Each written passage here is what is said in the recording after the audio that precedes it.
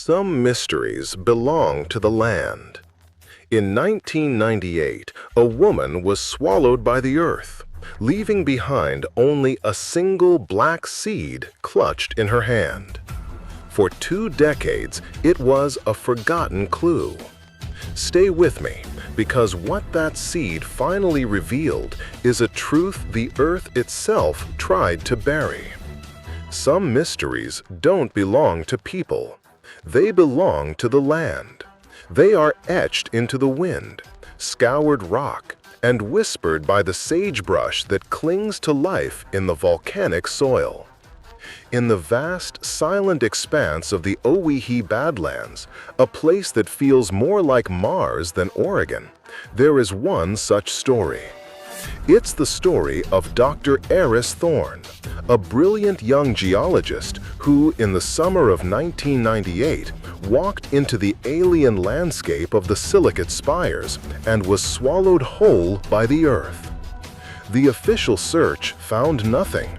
No footprints pressed into the fine dust, no blood spatter on the pale rock, no sign of a struggle. It was as if she had simply dissolved into the silica-rich atmosphere.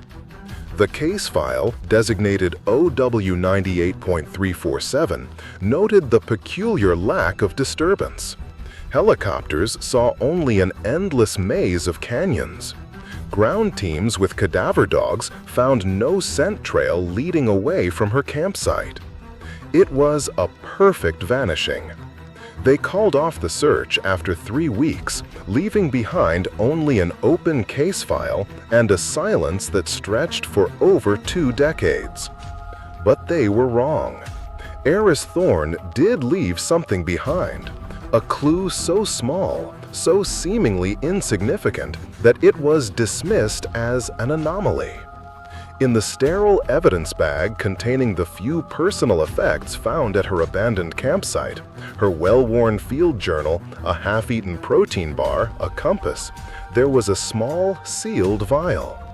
Inside it, resting on a bed of cotton wool, was a single, teardrop-shaped seed, black as basalt and hard as obsidian. It was found clutched in her right hand. For 22 years, that seed remained a footnote in a forgotten file, a strange detail in a story with no ending. An unidentified organic specimen, likely a contaminant from the field. It was dismissed as irrelevant, a piece of random detritus from a life cut short. But some truths are patient. They wait, buried in the dark, for the right eyes to see them, for a mind trained not just to look, but to understand. They wait for someone who knows that the earth keeps its secrets, but that sometimes it gives them back. And when a new detective, one who was trained to read the secrets of the earth, finally opened that cold case file, she realized the seed wasn't a footnote. It was the entire story. The earth hadn't swallowed Aris Thorne. It had borne witness.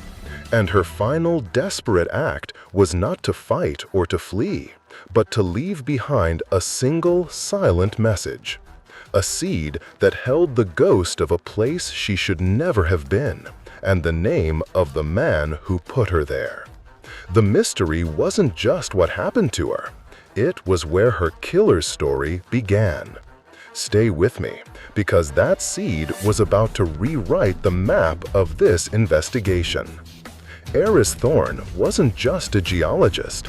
She was a cartographer of deep time.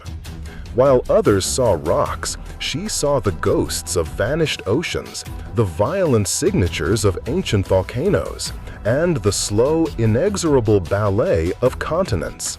She could read the history of 1 billion years in a single stone.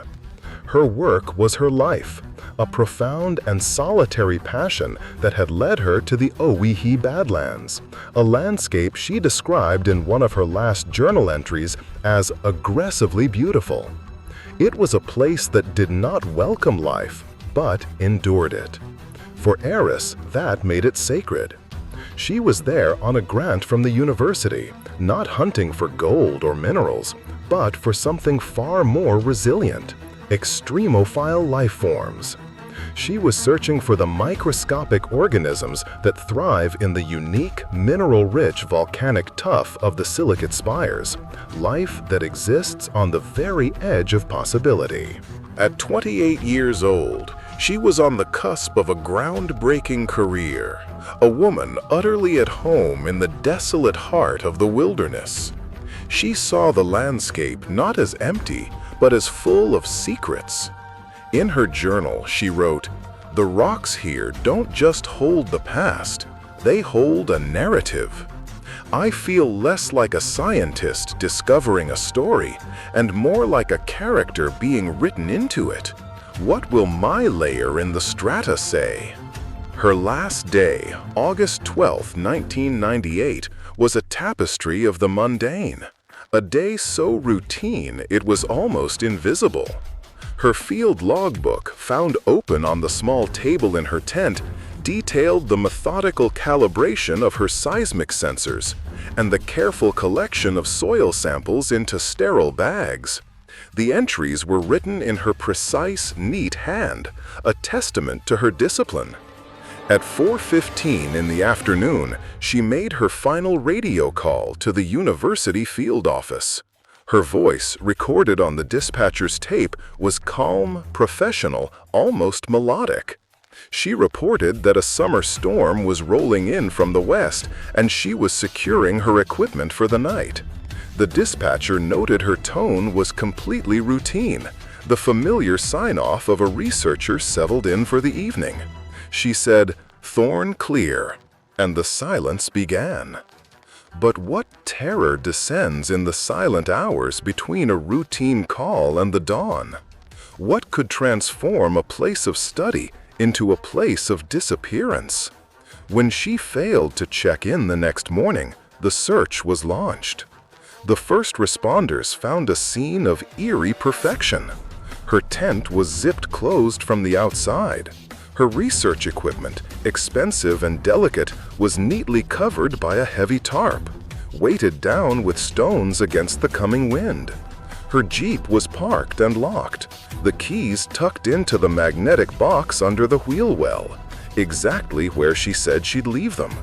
Her journal was open, her sleeping bag was rolled, her camp stove was cold.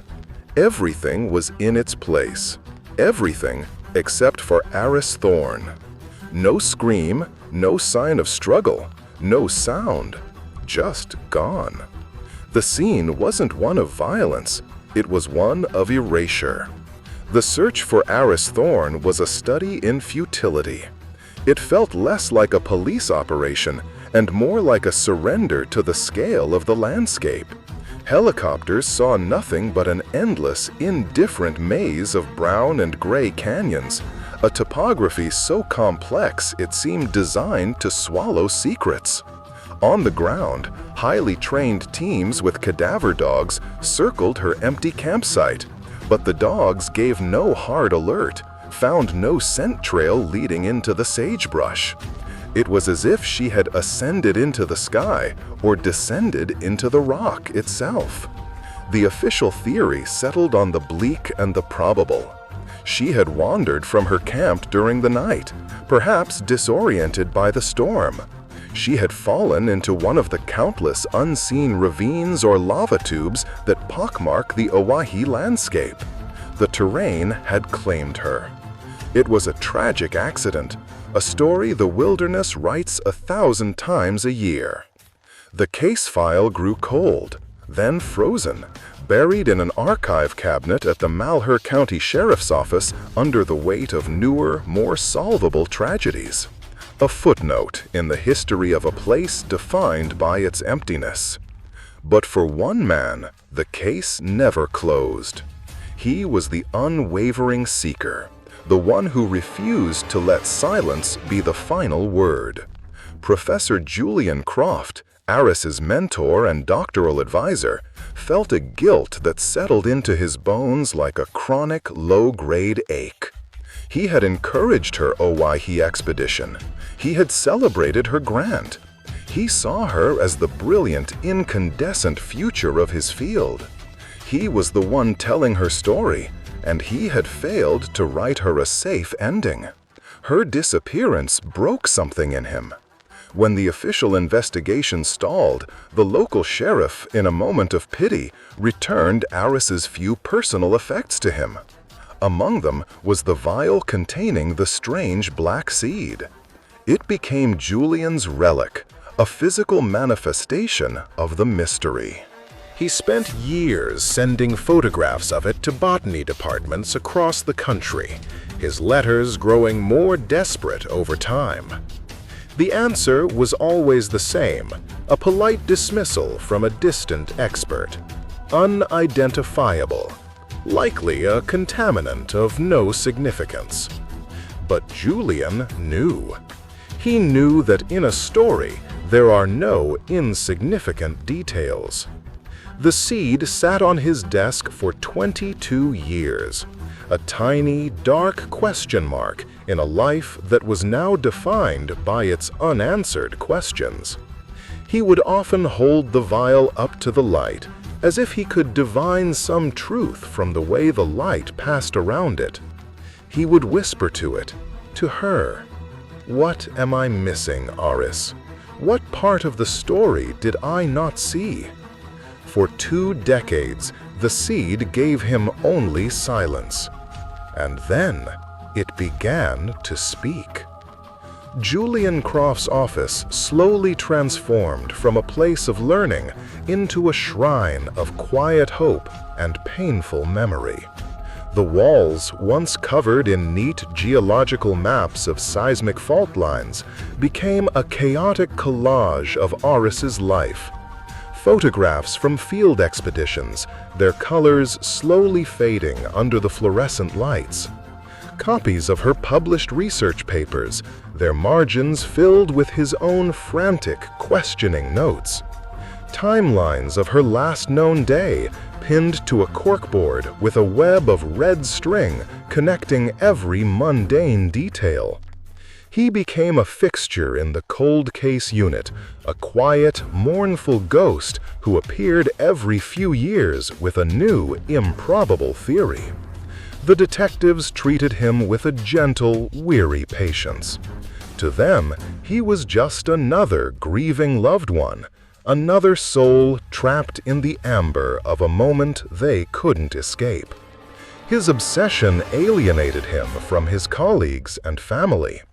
He retired early, his own promising career fading into a quiet life of research. But he wasn't studying geology anymore. He was studying a single case, a single vanished life. He learned about forensic science, devouring textbooks on DNA analysis and soil composition. He read every manual he could find on search and rescue protocols, cross-referencing them against the reports from the original operation, searching for a single missed step. He filled stacks of spiral-bound notebooks with speculation, with diagrams, with questions that had no answers. He felt like a character in a story he couldn't control, a story whose author had abandoned it mid-sentence. He would sometimes talk to the photos on his wall. "Aris," he would say to a picture of her smiling in the desert sun, "you were the one who understood narratives. You knew every story has a structure, a logic. This makes no sense. The author has made a mistake." At the center of it all, on his cluttered desk, sat the vial. Dust floated in the beams of his desk lamp like snow caught in a photograph, settling on the glass. Every answer he sought was like a knife made of fog. He could feel its sharp edge pressing against him, but he could never see the blade, never grasp it. The seed was the handle of that knife, the only part of the mystery he could hold in his hand. It was the only tangible piece of the story's broken grammar, and he held on to it, waiting for a reader who could finally make sense of it all. In 2020, the truth, which has a way of rising to the surface, arrived in the form of a new detective. The Benton County Sheriff's Department assigned Evelyn Reed to its cold case unit. She was sharp, tech-savvy, and possessed an unusual background for a homicide detective, a master's degree in forensic botany. Her specialty was reading the silent testimony of plants, the pollen grains that cling to clothing, the diatoms in mud that can place a suspect at a riverbank, the secrets held in a single seed. Her job was to review old files with fresh eyes, looking for the quiet forensic opportunities that had been missed by previous generations of detectives.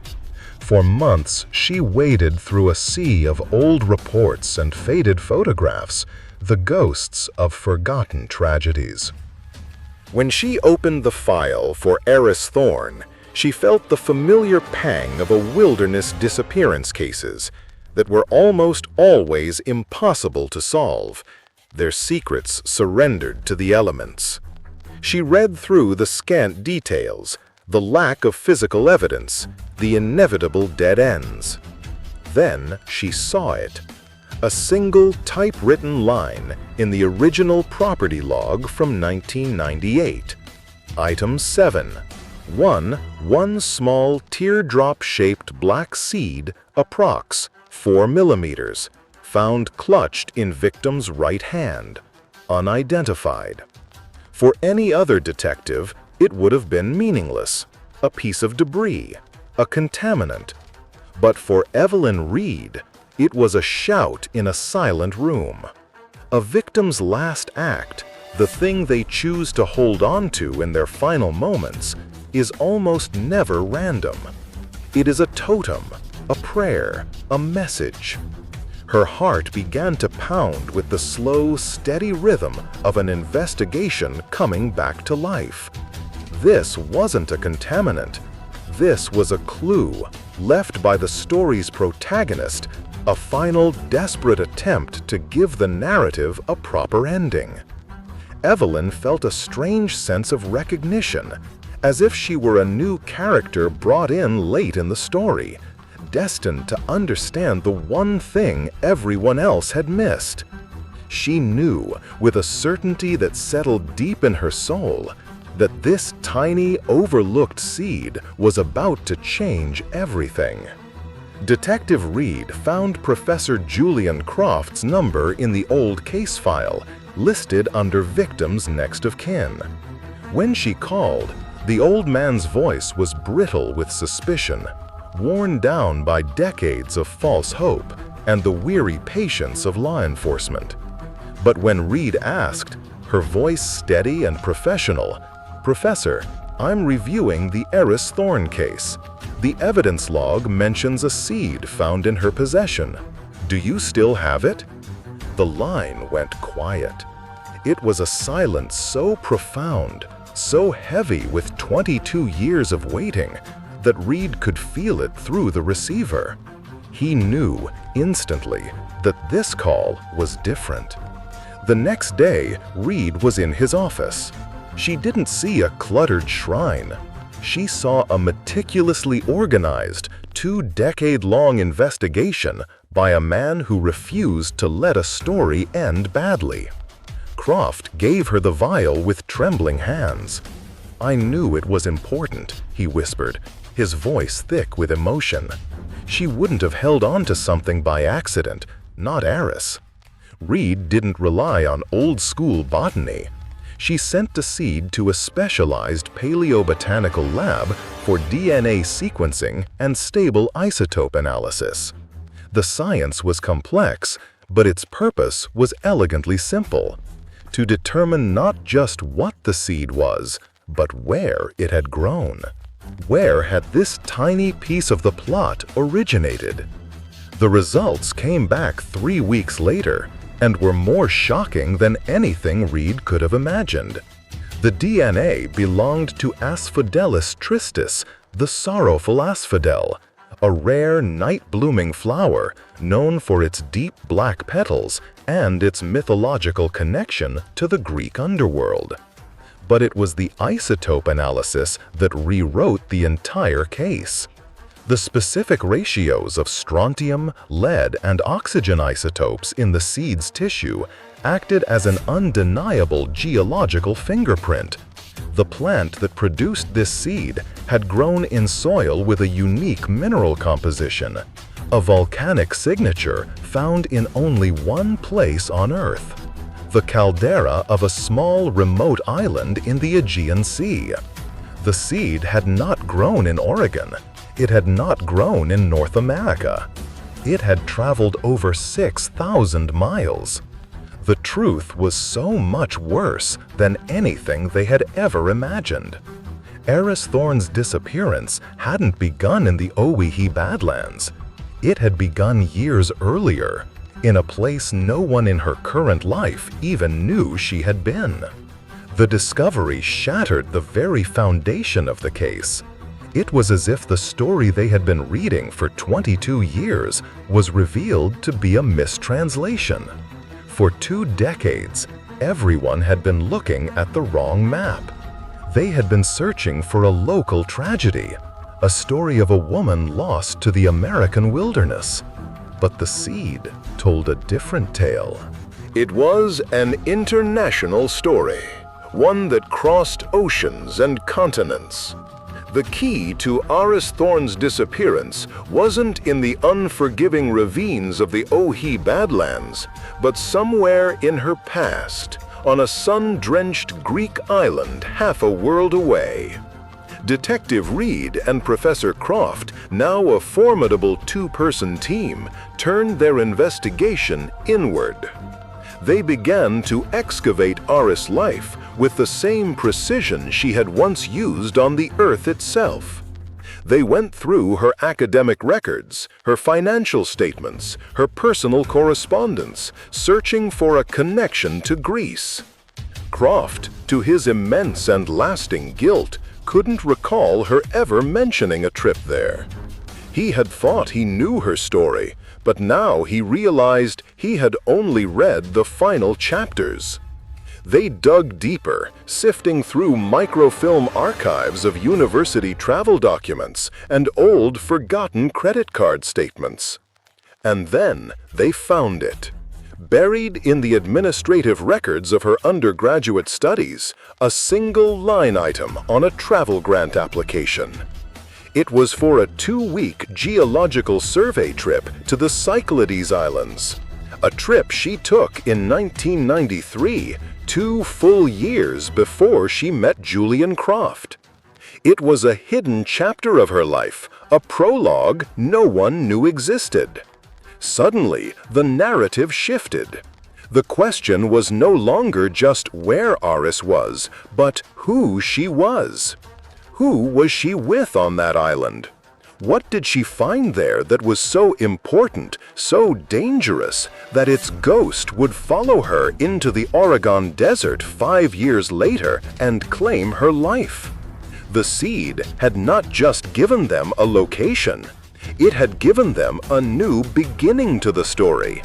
And every good detective knows that to understand how a story ends, you must first understand how it began.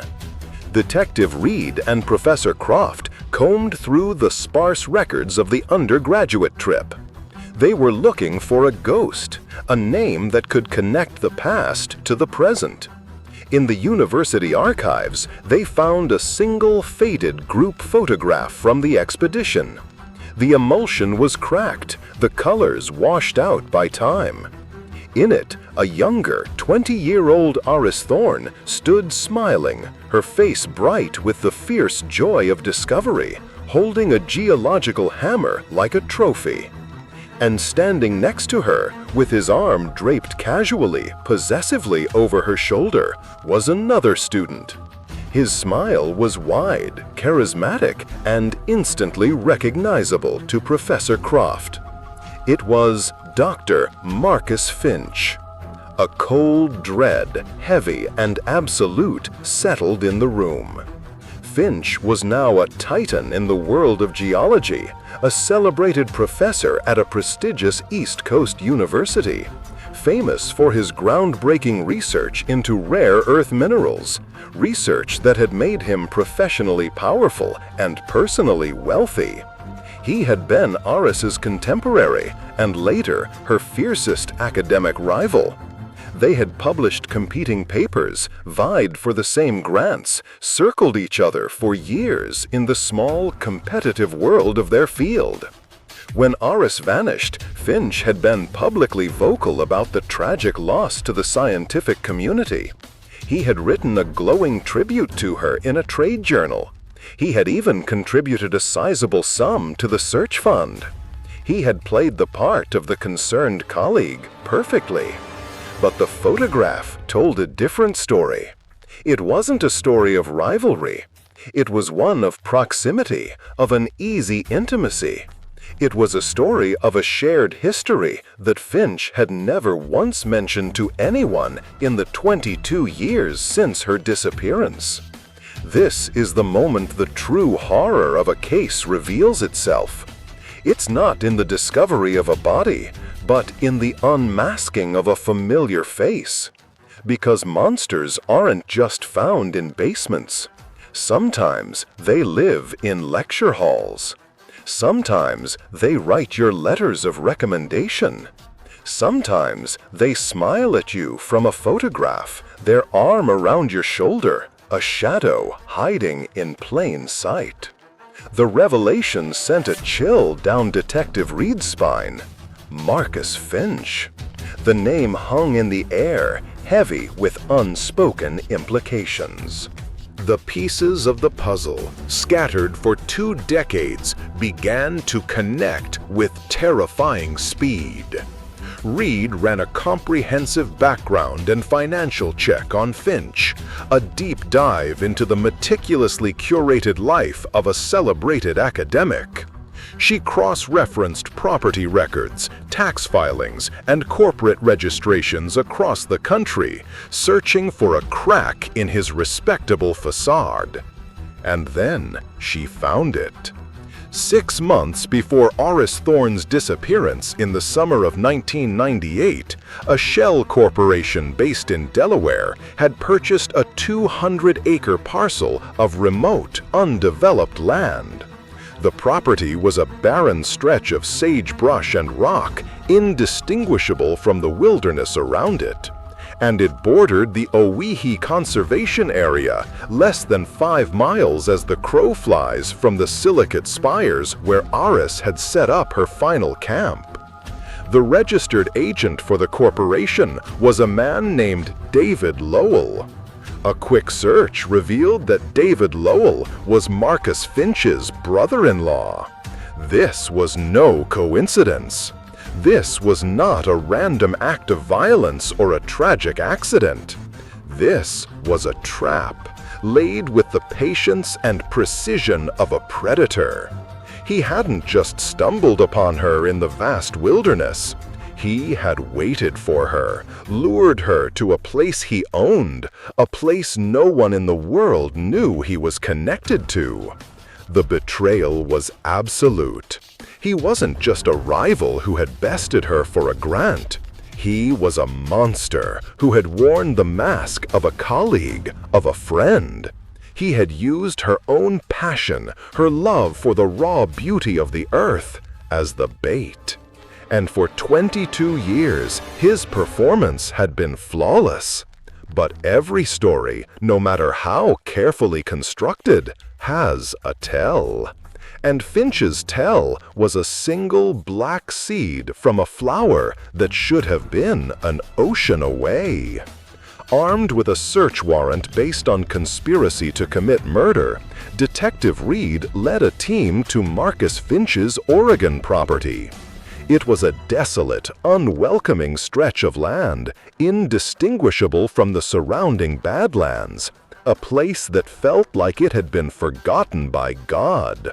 There was no house, no cabin, just raw, empty wilderness. A traditional search for a body here after 22 years would be hopeless. The Earth holds its secrets close. But Reed wasn't looking for a body. She was looking for a ghost. She was looking for the ghost of a Greek flower. Using the precise soil composition data from the island where the sorrowful asphodel grew, her team began taking samples, creating a grid across the 200 acres. They were searching for a patch of ground on Finch's land that might share its unique mineral signature, a tiny patch of foreign soil that Finch might have carried back on his boots or his equipment, unknowingly contaminating his own property. It was a forensic long shot, a search for a needle in a continent-sized haystack. They focused their efforts on an area near an old, disused well, its stone opening half swallowed by sagebrush. A geologist on her team, a man who had been a student of Professor Croft's, noted that the rock strata around the well was unusually disturbed, inconsistent with the natural layering. It was a subtle detail, one that only a trained eye would see. It was as if this small patch of earth had a different story to tell. Detective Reed felt a familiar surge of adrenaline, the feeling of a narrative finally clicking into place. She called in the ground-penetrating radar. As the technician rolled the machine over the disturbed ground, everyone held their breath. The air was still, silent. All you could hear was the faint electronic hum of the GPR and the whisper of the wind. They were no longer just characters in this story. They were their archaeologists, digging up the plot itself. The GPR painted a picture of the Earth a dozen feet down. On the screen, the flat, even layers of volcanic tuff were represented by clean, parallel lines. But right next to the well shaft, those lines buckled and broke. There was a single, stark anomaly. A void, roughly 6 feet long and 3 feet wide. The excavation began under the harsh, unforgiving Oregon sun. The air was thick with a tension that had been building for 22 years, a silence that was about to be broken. At 9 feet down, a shovel struck something solid with a dull, sickening thud. It wasn't rock. It was a weathered piece of hiking boot, its leather cracked and faded, but the brand name still faintly visible. An hour later, they had uncovered the skeletal remains of Dr. Aris Thorne. But it was what they found in the soil directly above her that made Detective Reed's blood run cold. In the disturbed earth of her makeshift grave, a single, withered plant had taken root, its petals a shade of black so deep they seemed to drink the light. It was the sorrowful asphodel. Aris, in her final moments, had clutched a seed in her hand, a seed she must have torn from his pocket, his clothes, his bag. A seed he never knew she had. And in her grave, that seed, her final desperate message, had germinated. It had pushed its way through 9 feet of earth, a tiny, impossible beacon of life in a place of death. It was the most improbable and poetic piece of evidence Reed had ever seen. The story had planted its own proof. The Earth, after 22 years of silence, had finally given back what it had taken. And it had given it back with a witness. The arrest of Dr. Marcus Finch sent shockwaves through the academic world. Faced with the irrefutable evidence, the secret land purchase, the location of the body, the impossible flower growing on his property, he confessed. But his confession was not delivered with remorse or grief or even fear.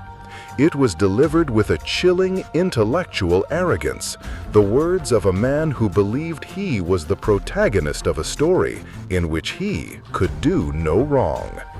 On that undergraduate trip to Greece all those years ago, Aris had discovered a unique mineral deposit rich in rare earth elements, a find that would have been worth millions. Finch, seeing his opportunity, stole her data, her maps, her samples. He published her discovery as his own, building his celebrated career on the foundation of her genius. Years later, Aris's own research in the Owyhee Badlands led her to find geological evidence of his fraud. She had arranged to meet him, not at her camp, but at what she thought was a neutral research site, to confront him. He lured her onto his private land instead. He offered her a share of his future profits to stay silent, to allow the false narrative to continue. She refused. Her integrity was not for sale. In a fit of narcissistic rage at having her story challenged, he killed her, dumping her body in the old dry well. He had kept a few specimens from his original Greek expedition in an old field coat he still used, including a small leather pouch of asphodel seeds. In her final struggle, she had unknowingly grabbed one, a tiny seed that fell from the pouch and was clutched in her fist. He never even noticed it was gone. It was a small, obscure detail in what he considered a perfect crime, an insignificant footnote in his grand narrative. And it had been his undoing. The story, he failed to realize, wasn't his to write. It was Aris, and she had made sure it would have a just ending. Justice, when it finally comes after so many years of silence, is never a full restoration. It cannot return the lost years or erase the pain. It is a quiet mending of a tear in the fabric of the world, a small act of order against the chaos. Marcus Finch was sentenced to life in prison without the possibility of parole. But the true resolution to this story, the real justice for Aris Thorne, came not from the courtroom, but from the quiet work that followed. Professor Julian Croft, with Detective Reed's help, compiled all of Aris's research, her field notes, her data, her brilliant, half-finished theories. It was published posthumously in the world's leading geological journal. Her name finally and irrevocably attached to the discoveries she had made. The scientific community, in a collective act of atonement for its blindness, formally named a species of extremophile lichen she had catalogued in the Owyhee Badlands, Thornia arisii. Her name was literally etched into the landscape she had loved.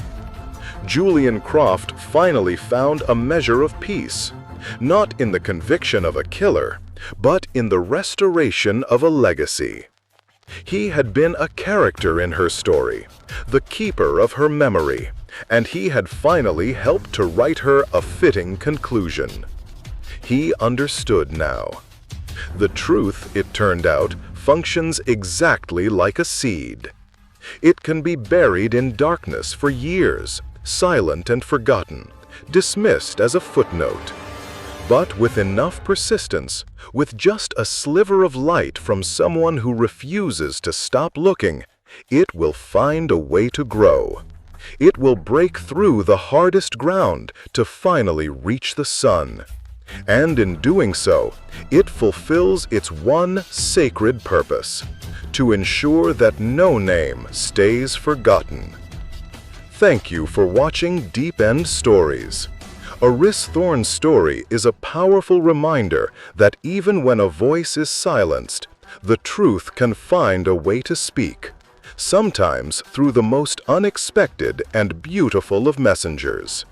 The earth itself bore witness and refused to let her memory fade. What are your thoughts on this case? Do you believe some truths can never be buried? Let us know in the comments below. And if you believe that no story should be left unfinished and no name should stay forgotten, don't forget to subscribe to Deep End Stories and hit the notification bell. Well, we'll see you in the next investigation.